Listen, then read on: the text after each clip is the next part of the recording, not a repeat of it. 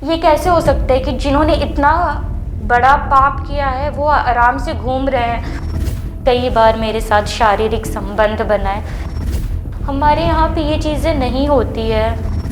मेरे पास कोई back support नहीं रहा है। बिना मेरी सारी इंफॉर्मेशन लीक हो रही थी। 8 तारीख को कंप्लेन करने के बाद 22 तारीख को इन्होंने एफआईआर किया। मेरा मोबाइल हैक किया गया है। प्रशासन की तरफ से तो मेरी कोई मदद नहीं हो पा रही है अब तक कि ये सब मत करो, तुम्हारी बदनामी होगी, तुम्हारी जान को खतरा होगी, तुम्हारे माँ बाप को मार दिया जाएगा। एक बार फिर रिश्तों को संसार कर देने वाली घटना सामने आई है। एक बहन के साथ भाई के द्वारा हुई उत्पीड़ना का ये मामला है। मामला बिहार के गोपालगंज में रहने वाली एक पीड़िता का है, जो हमारे साथ आज हमारे स्टूडियो में मौजूद है, जिन्होंने हाल ही में गुरुग्राम के वुमेन्स पुलिस स्टेशन में अपनी कंप्लेन दर्ज कराई है। ये कंप्लेन महिला के साथ हुई सालों पहले उत्पीड़न का है। क्या कुछ ये मामला है, अब महिला से जानते हैं। मैं जब 14-15 साल की थी तो मैं अपने बड़े पापा के घर गर्मियों के टाइम पे आई थी, सेक्टर 56 शिवालय अपार्टमेंट में। एक रात करीब 11:30 बजे मेरा कज़न राहुल ने मुझे चाय पीने के बहाने अपने कमरे में बुलाया था। मैं चाय पीने उसके कमरे में गई। चाय पीने के बाद मेरा सिर घूमने लगा था और मैं वहीं पे सो गई थी। पर जब सुबह 3-4 बजे के करीब मेरी नींद खुली तो मैंने अपने आप को देखा कि मैं न्यूड थी और मेरे प्राइवेट पार्ट्स पे पेन हो रहे थे। मैंने राहुल से पूछा कि ये क्या किया है तुमने मेरे साथ, तो वो घबरा गया और बोला कि तू अपने रूम में जा और सो जा। मैंने कुछ नहीं किया है। अगले दिन जब मैं अपने रूम पे थी तो वो मुझे पीछे से आकर उसने बहुत गंदे तरीके से पकड़ा। मैंने उसको धक्का दिया और इस चीज़ का विरोध किया तो उसने कल रात की मेरी कुछ वीडियोस और फ़ोटोज़ दिखाई और उसने मुझे बोला कि मैं जैसा बोलता हूँ वैसा कर, वरना घर से बेइज्जती करके तुम्हें गांव भेज देंगे, प्लस तुम्हारी जान भी ले लेंगे हम लोग। तो मैं बहुत ज़्यादा डर गई थी और मैंने किसी को कुछ नहीं बताया। उसने मेरे साथ ज़बरदस्ती शारीरिक संबंध बनाए। उसने कई बार उस फ़ोटो और वीडियो के माध्यम से मेरे साथ ज़बरदस्ती शारीरिक संबंध बनाए, क्योंकि मेरे फादर की तबीयत ठीक नहीं रहती थी, जिस वजह से मैंने कभी किसी को बता नहीं पाया। इस चीज़ को मैंने उसकी बहन दुर्गेश नंदिनी को बताया तो उसने भी मुझे धमकी दी और बोला कि जैसा राहुल करता है वैसा तू कर, वरना तुझे तेरी पढ़ाई रोक देंगे, तेरा खर्चा पानी रोक देंगे। मेरे पापा तुझे पढ़ा रहे हैं तो इसकी भरपाई कौन करेगा। मेरे पिता की मानसिक स्थिति ज़्यादा ख़राब हो गई थी, आर्थिक स्थिति में भी ज़्यादा ख़राब होने के कारण मुझे गुड़गांव उनके घर आके आगे की पढ़ाई करनी पड़ी थी। 2017 तक उसने ज़बरदस्ती कई बार मेरे साथ शारीरिक संबंध बनाए, जिसमें उसकी बहन दुर्गेश नंदिनी भी शामिल थी। इन चीज़ों से परेशान होके मैं अपने दोस्त के साथ अब उसके घर में शिफ्ट हो गई। उसने झूठ बोल के मेरी दादी की तबीयत ख़राब है 2022 में घर पे बुलाया था कि घर पे कोई नहीं होगा, कि तुझे दादी को देखना है। तो जब मैं दादी के पास गई छुट्टी लेकर तो वो वहीं पे था। उसने ज़बरदस्ती शारीरिक संबंध बनाए और मेरे साथ मारपीट भी किया उसने। मैं इन चीज़ों से परेशान होकर मुझे एंग्जाइटी और डिप्रेशन की बीमारी हो गई थी। आप कितने साल के थे जब आपके साथ ये सब हुआ? मैं 14-15 साल की थी। काफ़ी छोटी उम्र में ये आपके साथ हुआ? जी। इतना लंबा समय क्यों लेना पड़ा? क्योंकि मैंने जिनको बताया था उन्होंने कोई सपोर्ट ही नहीं किया। मैंने उसकी बहन को बताया। एज अ गर्ल आप एक गर्ल से शेयर कर सकते हो। बिल्कुल। वो भी उस चीज़ में शामिल थी जी। तो मैं इतनी ज़्यादा डर गई। उसने भी वीडियो फ़ोटो को वायरल करने की धमकी दी। जी। मैं एक बहुत छोटे से गांव से हूँ, हमारे यहाँ पे ये चीज़ें नहीं होती है। जी। और बहुत बड़ी बात है ये। जी। मेरे पास कोई बैक सपोर्ट नहीं रहा है। मैंने जिन जिन लोगों को बताया उन सब लोगों ने, मेरे घर वाले मेरे सारे खिलाफ हो गए। आज के टाइम पे मेरे साथ कोई नहीं है। मैंने last year women helpline number पे कॉल किया था, तो उन्होंने मुझे बोला कि अक्यूज्ड जो है जब वो आएगा इंडिया वापस तब आप कंप्लेन करना। इंडिया वापस मतलब वो कहाँ रहते हैं? वो ये घटना जो चीज़ें मेरे साथ 2022 में हुई है उसके बाद वो ऑस्ट्रेलिया चला गया था। क्योंकि उसको डर था कि मैं अब ये चीज़ को सबके सामने लाऊंगी। 2022 के नवंबर में मैंने उसको बोला भी था कि तुम्हारे और तुम्हारी बहन ने जो मेरे साथ किया है मैं सबके सामने इस चीज़ को लेकर आऊँगी। तो उसने मुझे बोला कि तेरा साथ कोई नहीं देगा, सारे घर वाले मेरे साथ होंगे।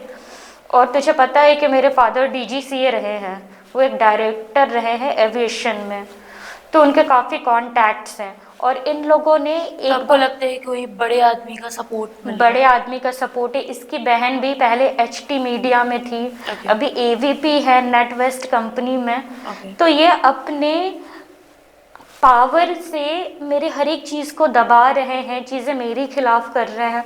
मैंने 8 नवंबर को पुलिस में कंप्लेन दर्ज किया है, जो कि गुड़गांव वुमेन वेस्ट में है। तो उन्होंने भी मुझे काफ़ी हैरेस किया। रात के 11:30 बजे तक मैं पुलिस स्टेशन में रही हूँ। मुझे केस वापस लेने की धमकी तक दी गई। मेरे फादर को उठा के लेकर चले गए थे, बिना मेरी सारी इंफॉर्मेशन लीक हो रही थी। 8 तारीख को कंप्लेन करने के बाद 22 तारीख को इन्होंने FIR किया दर्ज, इतने समय बाद।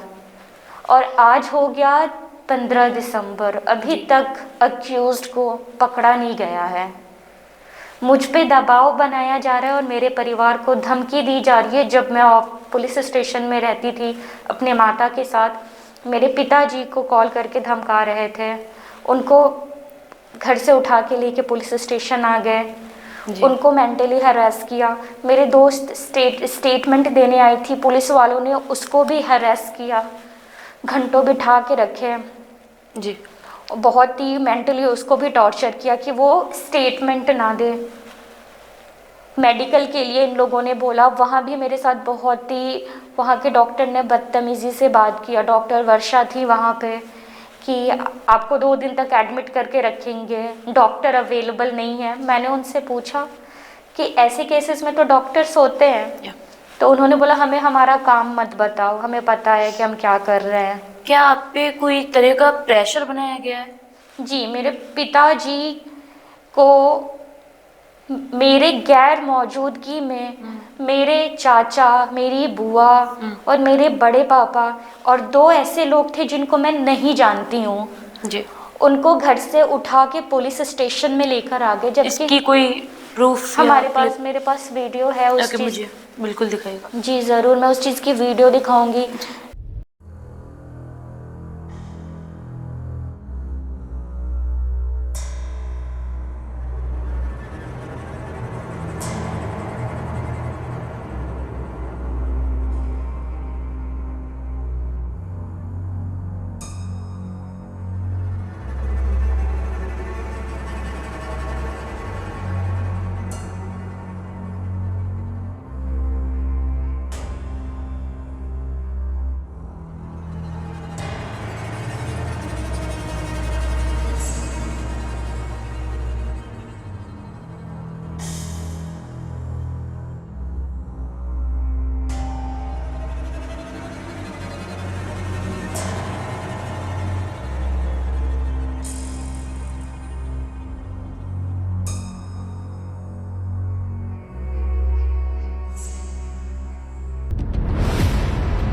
मेरा मोबाइल हैक किया गया है।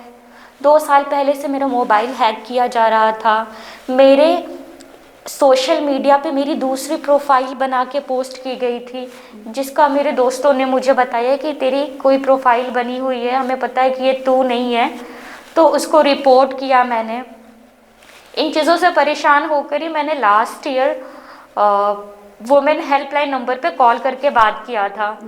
तो उन्होंने मुझे बताया कि अभी वो जो इंसान है तुम्हारा भाई, वो अभी इस कंट्री में नहीं है। जब कंट्री में वापस आएगा तो तुम उसके खिलाफ कार्रवाई क्या करना। उन्होंने कोई क्रॉस क्वेश्चनिंग की थी? उन्होंने पूछा था कि अब क्यों कर रही हो। मैंने बताया कि मेरे पिताजी की तबीयत तो ठीक नहीं थी। 14 साल बाद मेरी तबीयत खराब होने की वजह से वो घर से बाहर निकले हैं। उनकी नौकरी चली गई थी, दादा दादी की मृत्यु हो गई, उसमें भी वो शामिल नहीं हुए। वो एक रूम में ही रहते थे। मैं कैसे बताती उनको इस कंडीशन में। मेरा कोई भाई नहीं है, सिंगल चाइल्ड हो? मैं सिंगल चाइल्ड हूँ। और इसने मुझे इतना धमकाया था, ये और उसकी बहन मिलके, कि मैं बहुत डर के रहती थी। ये जैसा बोलते थे वैसे ही मैं रहती थी। इनकी एक स्ट्रैटेजी थी कि व्हाट्सएप पे पूरे सबके सामने ऐसा लगना चाहिए कि हम भाई बहन हैं।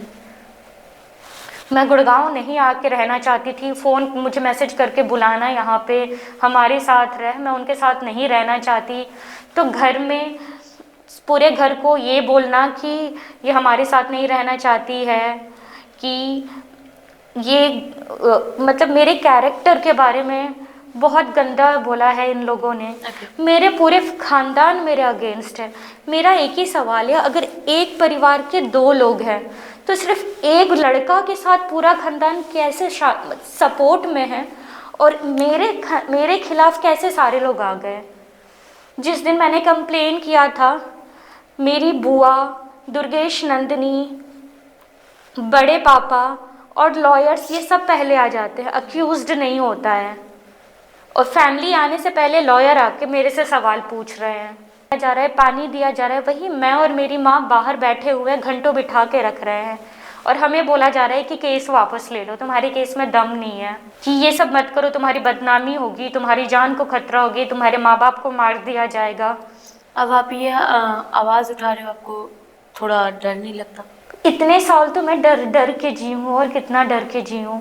महिलाओं के लिए आप एक मिसाल बनेगी अगर आप इस तरीके से अपनी लड़ाई लड़ रही हैं। बिल्कुल आप एक मिसाल हैं महिलाओं के लिए। तो मेरा आपसे एक ही सवाल है कि क्या लगता है कि प्रशासन आपकी कितनी मदद करेगा? प्रशासन की तरफ से तो मेरी कोई मदद नहीं हो पा रही है अब तक। 8 नवंबर को मैंने केस दर्ज किया था, 1.5 महीना हो गया, आधा दिसंबर बीत गया है, लेकिन वो जो अक्यूज्ड है वो लोग आराम से घूम रहे हैं। ये कैसे हो सकता है कि जिन्होंने इतना बड़ा पाप किया है वो आराम से घूम रहे हैं, और मेरे पे दबाव दिया जा रहा है कि तुम्हारी बदनामी होगी। मेरी क्यों बदनामी होगी? मैंने किसी का गलत नहीं किया है, मेरे साथ गलत हुआ है। बिल्कुल। आज के टाइम पे ना मेरे दोस्त साथ दे रहे हैं, ना परिवार वाले साथ दे रहे हैं, ना प्रशासन साथ दे रहा है। थैंक यू BH24 कि आपने मेरी आवाज़ को सुनी। बिल्कुल। ये मौका दिया कि मैं अपनी बात कहीं तो रखूं, मैं कहाँ जाऊं। बिल्कुल आप हमारी मीडिया के माध्यम से जनता को बता सकती हैं कि आप किस तरीके से इन सारी चीज़ों से उभरने की कोशिश करते हुए भी नहीं उभर पा रही हैं, क्योंकि हम समझ सकते हैं कि एक महिला के लिए ये सारी चीज़ें भूल पाना बहुत ही मुश्किल है। लेकिन आपने एक सब बात कही थी कि उनको अभी तक अरेस्ट नहीं किया गया। ये बात आपको कितनी % कंफर्म है कि उनको अरेस्ट नहीं किया गया? मैं हर 2 दिन पे कॉल करके अपने आईओ से बात करती हूँ। मीनावती। आईओ का नाम क्या है? मीनावती उनका नाम है। Okay. अभी मैंने परसों ही कॉल किया था कि मैम क्या अपडेट है। वो कह रही है कि हम इन्वेस्टिगेशन कर रहे हैं, तुम बार बार फ़ोन मत करो, अपडेट कर देंगे तुम्हें। मैंने बोला 1.5 महीना हो गया है। तो उन्होंने बोला FIR तो कर दिया। मैंने बोला इतने दिन बाद जाके FIR दर्ज किया, इसलिए किया क्योंकि मैं DCP ऑफिस में जाके मैंने कंप्लेन किया था। ओके। तब जाके इन्होंने आईओ चेंज किया। उसके बाद 2-3 दिन बाद इन्होंने FIR दर्ज किया, लगभग 15-16 दिन बाद जाके। मुझे कह रहे हैं आप मुझे कोई प्रूफ ला के दिखाइए। जो मेरे पास प्रूफ्स थी वो मैंने दिखा दिया। वो कह रही ये चीज़ें वैलिड नहीं है। तो मेरा सवाल यही है कि एक ऐसे विक्टिम, वो प्रूफ वो खुद ही होती है। बिल्कुल। हमारे इंडिया जैसी जगह में जहाँ पे ये सुन के सारे लोगों ने मेरा साथ छोड़ दिया, फिर भी मैं यहाँ पे इतने टाइम से अपने लिए लड़ रही हूँ। मेरे माँ बाप मेरे साथ हैं, आप लोगों ने सपोर्ट किया मुझे। बिल्कुल बिल्कुल। तो अब इससे ज़्यादा मैं क्या सबूत दे सकती हूँ? मैंने यहाँ तक बोला कि आप लाइव डिटेक्टर टेस्ट करा लीजिए अगर आपको ऐसा लग रहा है कि मैं झूठ बोल रही हूँ। मेरे सारे घर के लोग मेरे बारे में उल्टी सीधी बातें कर रहे हैं। कैसा परिवार है ये कि मेरी बात कोई नहीं सुन रहा। जो सपोर्ट मैं अपने परिवार से चाहती थी वो सपोर्ट मुझे आपसे मिल रही है। बिल्कुल, हमारा तो फर्ज है दबती हुई आवाज़ों को उठाना, क्योंकि BS24 न्यूज़ हर पर्सन की आवाज़, हर किसी की गहराई, हर किसी की तकलीफ को समझता है और जनता के हित के लिए कार्य करता है। हम आपकी पूर्ण मदद करेंगे और हमारा प्रशासन से भी जो है उम्मीद रहेगी कि वो भी आपकी पूरी मदद करेंगे। मैं बहुत परेशान हो चुकी हूँ। मुझे बहुत ब्लैकमेल किया जा रहा है, बहुत दबाव दिया जा रहा है। मेरे माँ और मेरे पिताजी को घर के सारे लोग फ़ोन करके दबाव दे रहे हैं। मेरे गांव में फ़ोन करके मेरे बारे में उल्टा सीधा बोला जा रहा है। जिन्होंने आज तक कभी कॉल नहीं किया उनका फ़ोन जा रहा है गांव में।